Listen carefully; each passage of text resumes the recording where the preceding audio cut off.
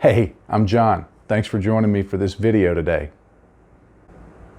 As I go through the various social media outlets and forums that I participate in, I've noticed that there's kind of an underlying current, and this may be a little of an obvious statement, but kind of an underlying current of many people really focusing on what amounts to how do I grow in the hobby. And you know, I see people say, I'm not good at airbrushing, I'm not good at brush painting, I'm not good at weathering, I'm not good at this, I'm not good at that. And then some follow-on statement about, well, I want to learn it. But, you know, they're essentially questioning, how do I do it? How do I airbrush better? How do I weather things better? And so most people are looking for some way to grow. But sometimes in that growth, there can be fear of what I see so many people mention, messing up. I think the key to growing in this hobby has to be getting over the fear of what people term messing up. Because that's the thing that in the time I've been building models and learning how to airbrush and paint and weather and do all of those other things, that's actually the thing that has helped me grow more than anything else, is a willingness to mess up. And there's probably a few of you going, yeah, I looked at your models and you continue to do so. That's okay. Messing up is not really messing up. I mean, I'm not talking about spilling a bottle of paint or dropping your paintbrush on the floor or getting a thumbprint on the finish of the model. That's not the kind of messing up I'm talking about. What I'm talking about is, let's say you're applying a new technique and you start putting it on the model and it's not looking like you want, and you've watched the videos and you've read the articles and you've asked the people who know how to do it, how do I do this? And you start putting it on the model and you look at it and it's not quite what you want. And so I've seen so many modelers do something the first time, and then they look at it and they go, well, there must be something wrong with the technique, or there must be something wrong with the products, or I'm just not good enough to do this. And they kind of just stop right there. And it really inhibits their growth and ultimately their fun in the hobby. I was having a conversation with a friend recently about this very topic. And he's fairly new to modeling, but especially new to weathering and doing tech. He's put together models, but he's never really weathered them before. And he was, hey, I've tried this and it's not working and I don't know what I'm doing. And I hit him with a truth bomb that he later said actually helped. But I said, the biggest problem is you think you're that good. And he said, what do you mean? And I said, you think you're good enough that the first time you do something, it should look like that modeler who's done it hundreds of times. And that's just not always possible. Yeah, now sometimes you can have somebody show you a technique and they can show you step by step, and you do it and you go, oh wow, that was pretty easy. But the total finish, that takes some experience to build up to that. Now, some people get it real quick and some people don't. I'm one of those who don't. It takes me a lot of practice. But the notion I was trying to get him to understand was, he was hoping in half an hour to replicate a finish that he had seen another modeler do, and that modeler has spent years and hundreds of hours getting to the point where he could do that. Now he had in his mind, yeah, I'm not as good as such and such, so it's not going to be quite there. But in his mind, he was seeing that, I should be able to get within 10%, 15%, if you could quantify it, of what this other guy's doing. And I had to pull the reins back a little bit on him and say, look, how many hours have you spent doing this? Maybe not even one. And again, how many hours did that other guy spend? Hundreds.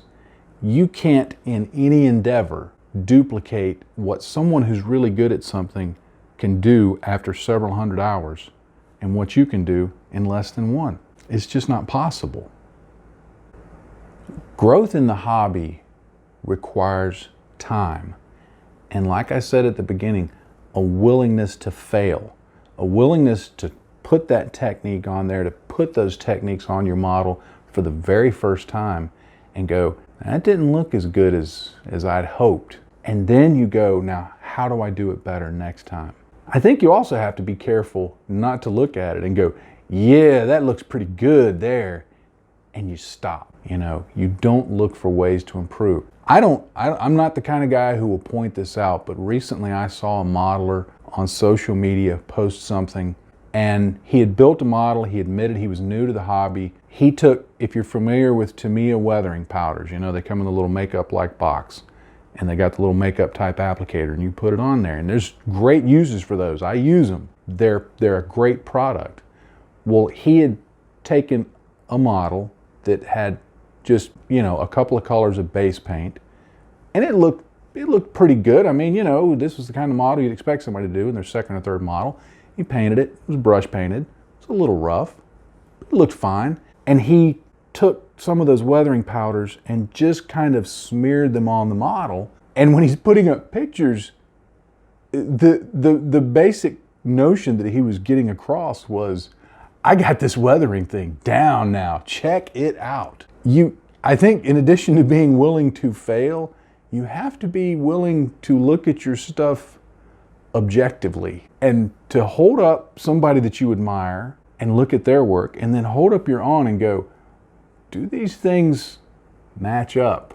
Because when you look at it and you realize, whoa, my stuff looks like I just smeared some weathering powders all over a model. And there's nothing wrong with that. That's part of learning. And if you're happy doing that, stick with it.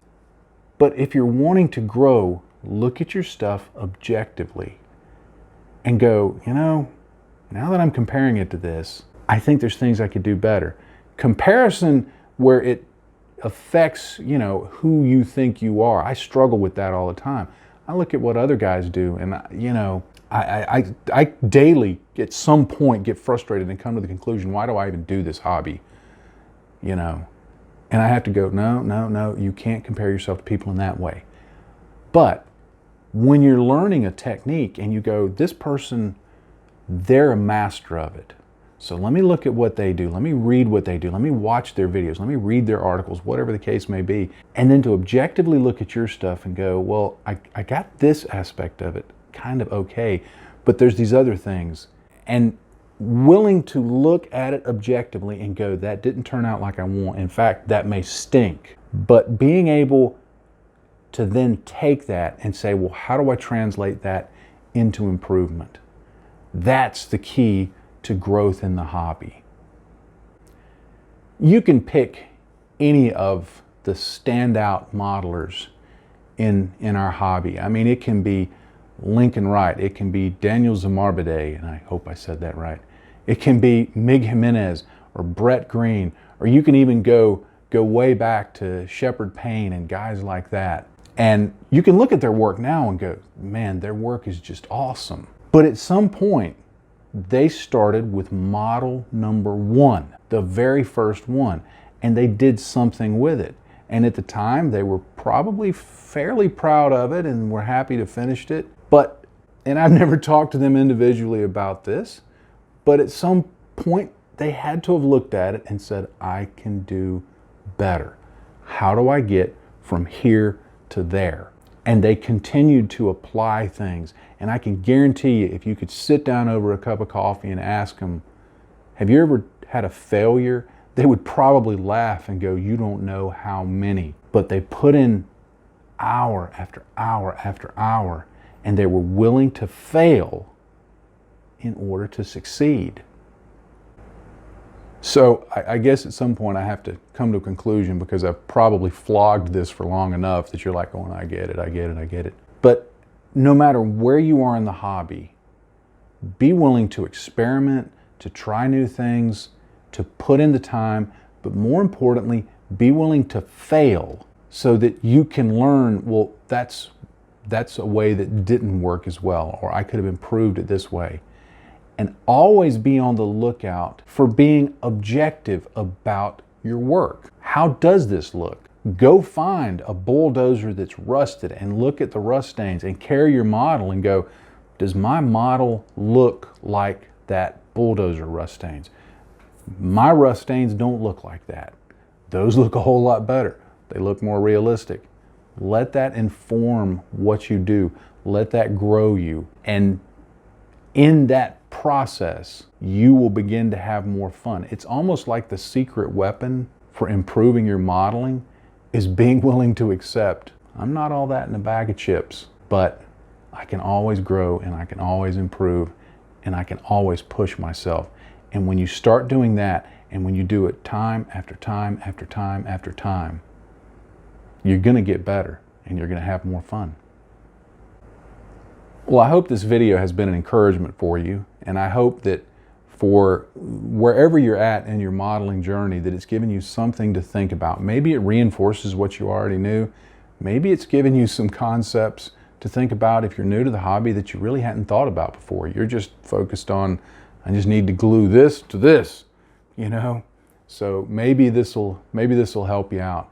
Thank you so much for watching, especially if you're still at this point of the video and you're watching. Bless you for that, because I've seen the analytics. You're willing to hang in there, and thank you. If you haven't subscribed to my channel, please do so. It's down here somewhere there, and there's a little bell icon. Please click that too, so that when I have new videos come out, you'll know about it. There's also links below to my blog, to social media, and of course, I do have a Patreon account that helps support what I do. All of this stuff behind me, it's what produces the content, and Patreon helps me keep going with that. So if you would be willing to consider supporting me on Patreon, I would greatly appreciate it. And if you're already supporting me on Patreon, thank you so much. I can't tell you how much it means to my family and I to have you do that, to have you step up and just support me in what I do. So thank you very much. With all that being said, happy day to you, friends. Bye-bye.